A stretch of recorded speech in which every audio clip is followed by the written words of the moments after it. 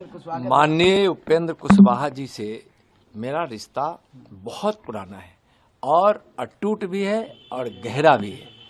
हम लोग राजनीति तो राजनीति में थे भी, हम जिस समय राजनीति में नहीं थे उस समय से संबंध है और अभी एनडीए के एक मजबूत सिपाही के रूप में इनकी जो पार्टी है वह एनडीए का एक मजबूत साथी है। तो हम जब एनडीए के मजबूत साथी के घर आकर एक तो रिश्ता और दूसरा एनडीए का रिश्ता, उसमें आज हम लोग सुबह आए हैं, चाय पिए थे और जब बैठते हैं तो माननीय उपेंद्र जी ठीक ही कहे हैं कि 40 की 40 सीट हम सब जीतेंगे।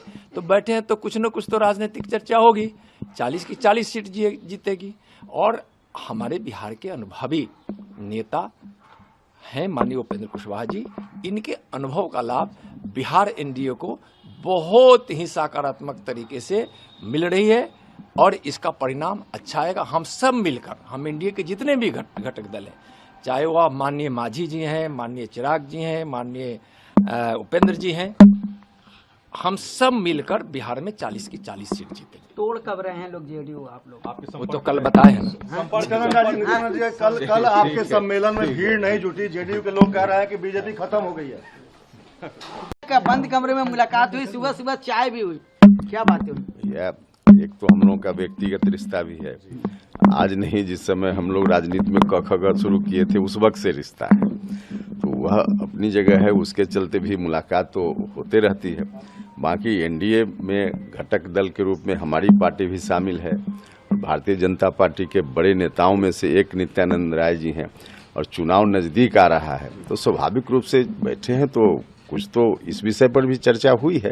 क्या मायने निकाले जाए? नहीं, मायने क्या, कुछ नहीं निकालना है। एनडीए को कैसे हम लोग मजबूत करें इस पर बात हुई है, ताकि बिहार में 40 में 40 नरेंद्र मोदी जी की झोली में हम लोगों को देना है। तो इसके लिए तो हम लोगों को बैठते रहना पड़ेगा, बात करते रहनी पड़ेगी। आप लोग कितनी सीट लड़ेंगे? आप लोग कितनी सीट लड़ेंगे? अरे इसका जब मौका आएगा तो बता देंगे, जब कौन पार्टी कितनी सीटों पर लड़ेगी यह कोई विषय नहीं है।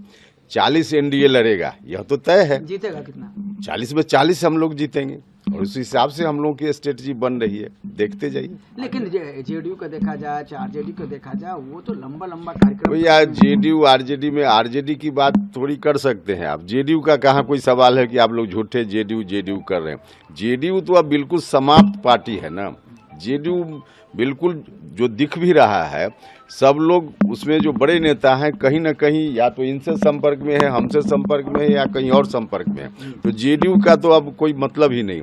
आरजेडी है तो आरजेडी अब विपक्ष की पार्टी है केंद्र के हिसाब से, तो अपनी स्ट्रेटजी वह भी बनाएगी, उससे हम लोगों को क्या लेना।